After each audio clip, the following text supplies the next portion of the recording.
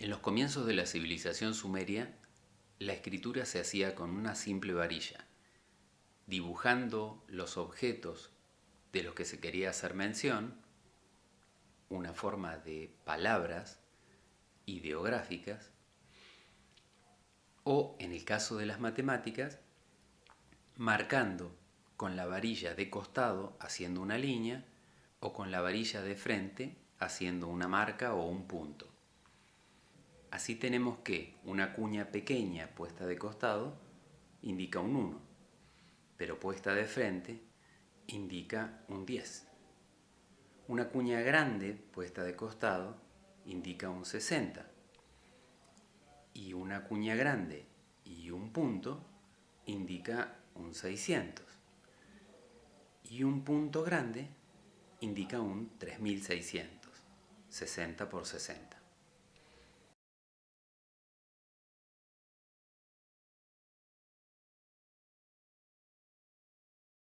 A la hora de contar, los sumerios no contaban con los dedos, contaban con las falanges.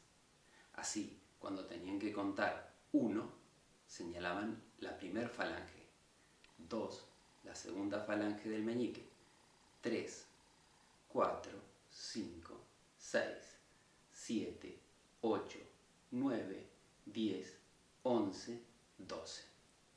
De esa forma, una mano le servía para contar hasta el número 12. De esta numeración hasta 12 nos llega hoy en día el sistema sexagesimal, ya que 12 es 2 veces 6, y además la docena como forma de contar agrupaciones. Vamos a comprar una docena de huevos y no 10 huevos. Y nos llega también las horas, los minutos y los segundos medidos de a 60. Esto desmiente un poco algunas afirmaciones que sostienen que los dioses de los sumerios eran extraterrestres y tenían 6 dedos. Cuando los acadios invadieron Sumer, esta forma de escritura matemática fue reemplazada por otra. Ahora no solamente teníamos una forma de escritura por agrupación simple, esto es, acumulando códigos que significaran números y el conjunto de todos ellos era el número total, sino que comenzaba a darse lo que se llamó la notación multiplicativa. Esto es, había un código que daba la indicación de por cuánto había que multiplicar a ese número para que tuviera sentido. Por ejemplo, 7 líneas indicaba 7 unidades, pero con un código indicador de 1000 atrás significaba 7000. 6 liñitas indicaban un 6, pero con un código indicador de 100 por detrás significaba 600. Luego, números más pequeños podían ser representados por una cuña de costado indicando de a 10, por ejemplo, 5 cuñas de costado indicando un 50,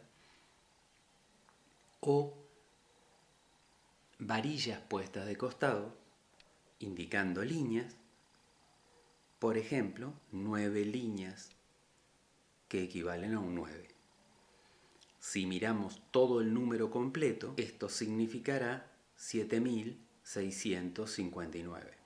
Pero la nueva invasión en la Mesopotamia asiática de los babilónicos hizo que este sistema de numeración fuera cambiado nuevamente por otro. Ahora tendríamos un sistema de numeración posicional.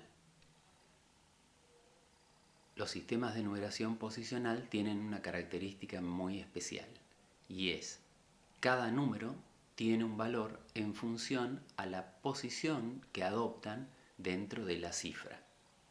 En nuestro sistema de numeración, el decimal, 354 significa que el 3 vale como si estuviera multiplicado por 100.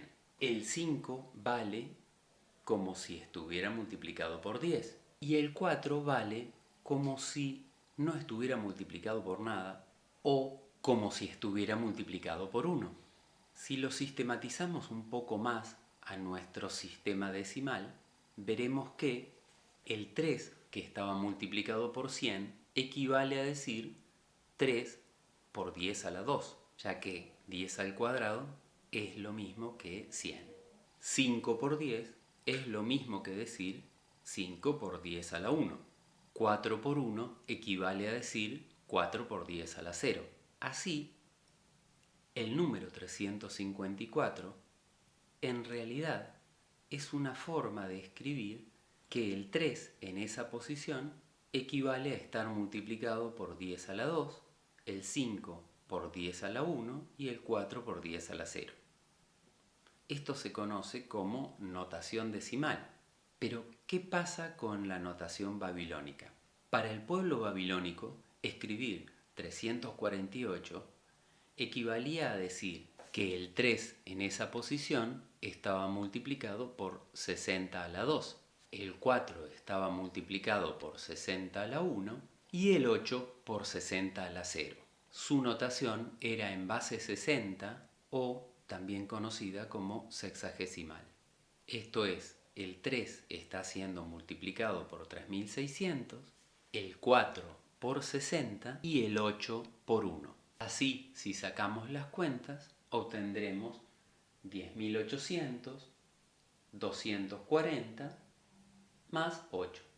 O sea, ese número escrito en sumerio equivale a 11.048 en base 10. Si hablamos de la forma de multiplicar de los babilónicos, tema que ya estuvimos comentando en un video anterior, tenemos que hacer mención a el extraño recurso que utilizaban, ya que no sabiendo multiplicar, estaban haciendo uso del binomio cuadrado. Los dioses los habían provisto de tablillas en las cuales podían encontrar el valor de un número elevado al cuadrado y el valor de una división por 2.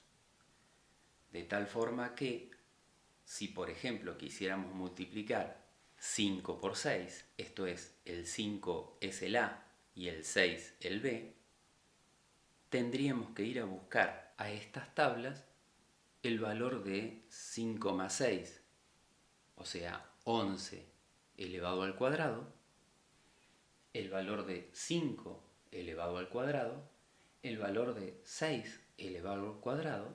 Una vez obtenido esto, hacer la resta y ahora sí buscar nuevamente en tabla el valor de 60 dividido 2. Finalmente, 6 por 5, 30. Para nosotros resulta de lo más normal. En la notación sexagesimal no tenían la misma facilidad para la sacada de cuenta, pero además no tenían la noción verdadera de la multiplicación. Por lo tanto, este recurso era muy práctico, aunque no supieran de dónde salía. Nosotros sí sabemos que si hacemos algunos cambiecitos en esta ecuación, el 2 lo pasamos multiplicando hacia el otro lado de la ecuación y ahora hacemos lo mismo con el a cuadrado y el b cuadrado, que están restando y los pasamos sumando. Reconocerán aquí que a más b al cuadrado, lo que está en la segunda parte de la ecuación, es igual a cuadrado más 2 por a por b más b al cuadrado. Y esta es nuestra famosa ecuación para distribuir un binomio cuadrado.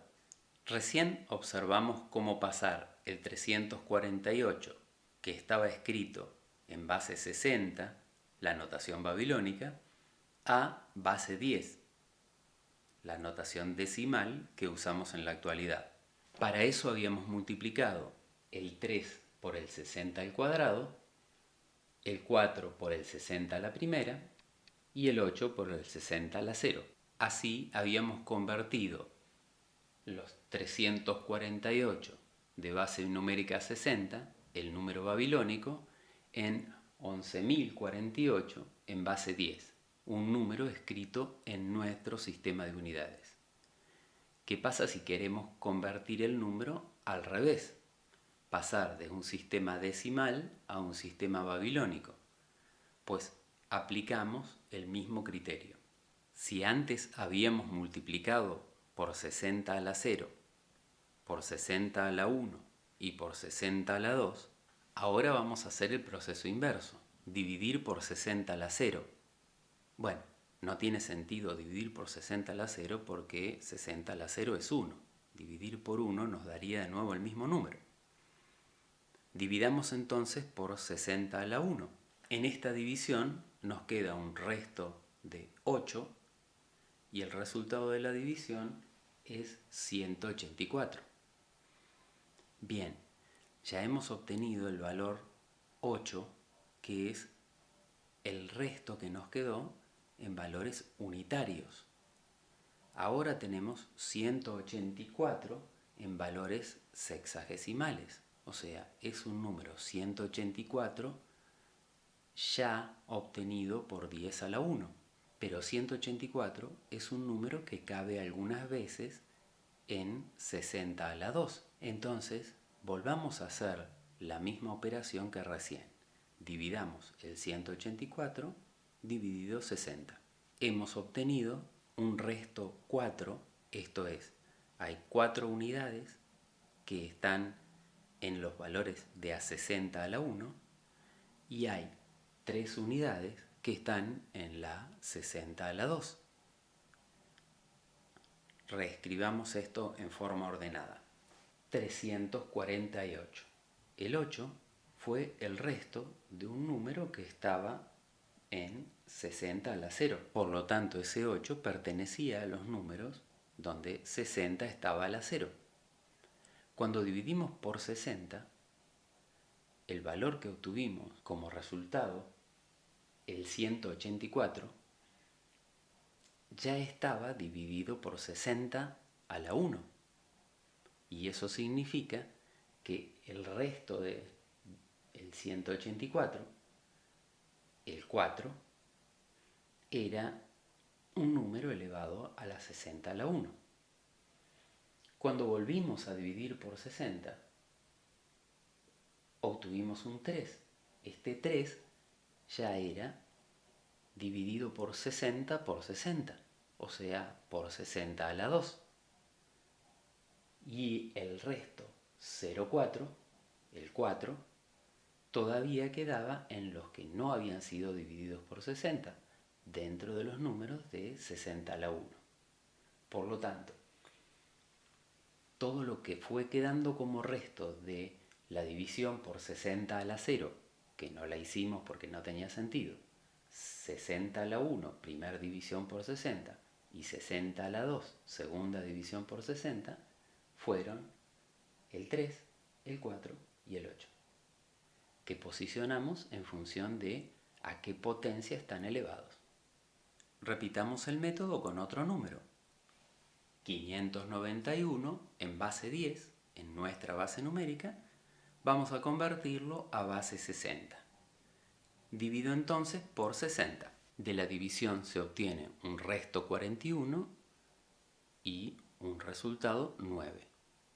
Eso significaría que si lo tuviéramos que escribir en número sumerio, sería 941. 941 equivalente a nuestro 591 en sistema decimal. ¿Qué pasa con el sistema de numeración egipcio? Bueno, en primer lugar, tenían un sistema de numeración decimal y eso ya nos ahorra bastantes trámites a la hora de convertir a nuestro sistema de unidades. Pero no era posicional como el que usamos nosotros. El símbolo podía estar en cualquier lugar. Lo importante es de qué símbolo se tratara. Cada símbolo tenía un valor determinado. Esto es, los números se escribían por agrupación simple y era un sistema ordinal. Ordinal quiere decir que cada símbolo tiene un orden, una ubicación dentro de la recta numérica. Así, la vara representaba el 1. El arco representaba el 10. Una cuerda enrollada representaba el 100. La flor de loto representaba el 1000. Un dedo apuntando hacia lo alto representaba el 10.000. Un renacuajo en algunos dibujos un pez, en otros dibujos hasta una rana, representaba el 100.000. Y el millón, que era el símbolo del infinito, se representaba como un hombre con los brazos en alto e hincado hacia Dios. ¿Cómo escribiríamos un número entonces en un sistema numérico de este tipo? Por ejemplo, si quisiéramos representar el 8352, diríamos 8 flores de loto, 3 cuerdas enroscadas, 5 arcos y 2 varas. En esta representación no tenemos que convertir nada, y si se nos ocurriera cambiar de lugar alguno de los dibujos, no importaría, pues seguiría significando lo mismo. Es la suma de todos los símbolos que están agrupados. ¿Qué pasaría ahora si quisiéramos sumarle a este número 12.060? 12.060 de nuestro sistema decimal es exactamente lo mismo en sistema decimal egipcio. Un dedo apuntando hacia arriba, 2 flores de loto, ninguna cuerda enrollada, 6 arcos y ninguna vara. Si hacemos la suma, obtendremos un dedo apuntando hacia arriba, 10 flores de loto, 3 cuerdas enrolladas, 11 arcos, 2 varas. Claro, pero 11 arcos es lo mismo que decir una cuerda enrollada y un arco, ya que 10 arcos, o sea, 10 unidades de A10, equivalen a 100. Entonces podríamos reemplazar por 4 cuerdas enrolladas y un solo arco. Y con el mismo criterio, 10 flores de loto equivalen a un dedo apuntando hacia arriba.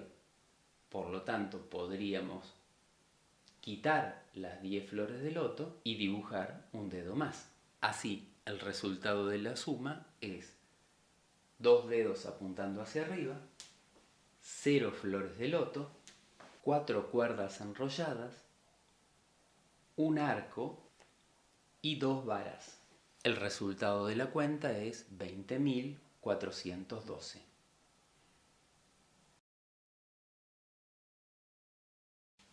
Pero, ¿cómo hacían los egipcios para multiplicar dos números? Aquí lo vamos a hacer en notación decimal para no tener que hacer tantos dibujitos. Pero fíjense, lo primero que pensaban era 15. Repetido una sola vez es 15. Pero 15 repetido 2 veces vale el doble, 30. Y si 2 veces vale 30, 4 veces vale 60 y 8 veces vale 120. Luego, 16 veces valdrá 240 y 32 veces 480. Y podríamos hacer la siguiente duplicación y decir 64 veces 960. Pero ya no tiene mucho sentido, porque con 32 veces repetido el 15 y 5 veces más, o sea, 32 veces más 4 veces más una vez, obtenemos por resultado 37 veces repetido. Quiere decir de que 15 más 60 más 480 es el resultado de repetir 37 veces el número 15. O sea, acabamos de encontrar cuánto vale multiplicar 15 37 veces. 15 por 37, 555. Si tenemos dudas, hagámoslo con la calculadora, pero los egipcios lo hacían con los dedos. Y con el mismo criterio que utilizaron para la multiplicación, una división para los egipcios no era otra cosa más que hacer una tabla de duplos. El 7 se obtenía de repetir una vez al 7. El 14 de repetirlo 2 veces. El 28 de repetirlo 4 veces. Y el 56 de repetirlo 8 veces. Pero ya el 56 no nos interesa porque se pasó de 45. Si nosotros quisiéramos armar por duplicaciones del 7 el número 45, tendríamos que tomar el 28 y el 14, que juntos nos dan 42. No podríamos tomar el 7 porque se nos pasaría de 45. Quiere decir de que 2 más 4 veces es la cantidad de veces que entra el 7 en el 45. Entran 6 veces el 7 en el 45. Por lo tanto, el resultado de la división de 45 dividido 7 es 6. Pero evidentemente la división no es exacta. Si dividimos 45 dividido 7, nos da 6, pero con un resto. ¿Cuánto vale el resto? El resto es lo que le falta al 28 más 14 para llegar a 45. 28 más 14, 42. Por lo tanto, lo que le resta para llegar al 45 es 3. La división da por resultado 6 con un resto de 3.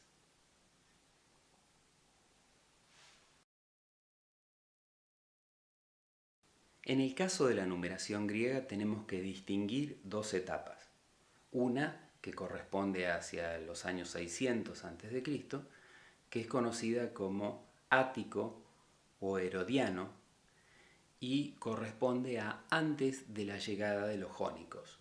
Los jónicos, que detentaban una cultura superior, trajeron con ellos un sistema al que se lo conoce como alfabético, y es relacionar a cada uno de los números con una letra del alfabeto griego. Con esta estructura numérica básica se podía construir cualquier número en particular. Por ejemplo, si queríamos escribir el número 50, bastaba con escribir el 5 y el triángulo correspondiente al 10. Esto lo hacía un sistema numérico multiplicativo, esto es, los números que estaban unidos entre sí se multiplicaban. Pero si queríamos escribir el 53, bastaba agregarle 3 unidades además del 50. Esto lo hacía, además de un sistema multiplicativo, de agrupación simple, pues bastaba sumar todos los términos que estaban dentro de ese grupo. Si queríamos escribir, por ejemplo, el 3827, podíamos repetir 3 veces el 1000, pero no podíamos repetir 8 veces el 100. Solamente estaba permitido repetir 4 veces el 100. Por lo tanto, a la hora de poner 3800, representaríamos 5 veces el 100 con el símbolo 5 con la H dentro y 3 veces más el 100 con 3 H's sucesivas. Ahora, para representar el 20, 2 triángulos. Y para representar el 7, como se pasa de 4, nuevamente haremos 5 y 2. Con idéntico esquema representan cualquier otro tipo de número. En el caso del sistema de numeración jónico, si bien se podía usar bastante parecido a nuestro sistema decimal, al no tener el 0, necesitaban construir un símbolo para cada una de las decenas seguidas de 0, esto es 10, 20, 30, 40, y un símbolo para cada una de las centenas seguidas de 0, esto es 100, 200, 300, 400, pues no podían representar los ceros que continuaban a la centena. Y de esta forma no podían representar un número 100 como 100 como lo hacemos nosotros, sino directamente con una letra RO. A la hora de encolumnar los números para sumarlos, los términos 10 o 100 o 500 sumaban un número o 5 números más a las decenas o a las centenas según correspondiera. En el caso de los romanos, que copiaron gran parte de su cultura de la cultura jónica griega, tomaron también como referencia las letras para designar a los números. Esta vez las letras mayúsculas I correspondía al 1, B correspondía al 5, X al 10, L al 50, C al 100, D al 500 y M al 1000. Pero a diferencia de los griegos, donde se permitía repetir hasta 4 veces una letra, los romanos permitían solamente la repetición de 3 veces y solamente aquellas letras que se correspondieran con el 1, el 10, el 100 y el 1000. No valía repetir las letras del 5, 50 y 500. Por otra parte, como solamente se podían repetir hasta 3, a la hora de escribir un número 4, por ejemplo, se debería poner el número siguiente, el 5. Para que el 5 quede convertido en 4, hay que restarle 1. La indicación de que se está restando es ponerle el 1 del lado izquierdo.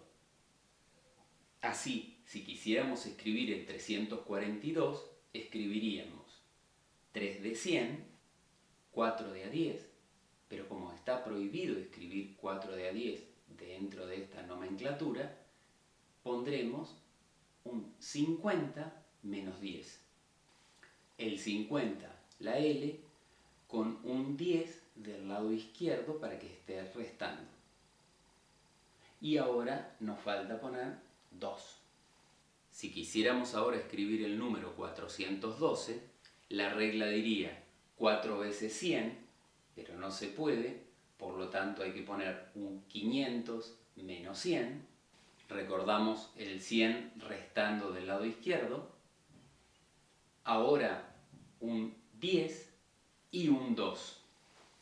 Si ahora quisiéramos sumar ambos números, la regla de suma podría ser: quito las 3C, o sea, los 300 que corresponden al número 342, me quedo solo con el 42 y agrego esos 300 al 412. Como tengo 100 restando y 300 sumando, puedo anular una C de la izquierda con una C de la derecha.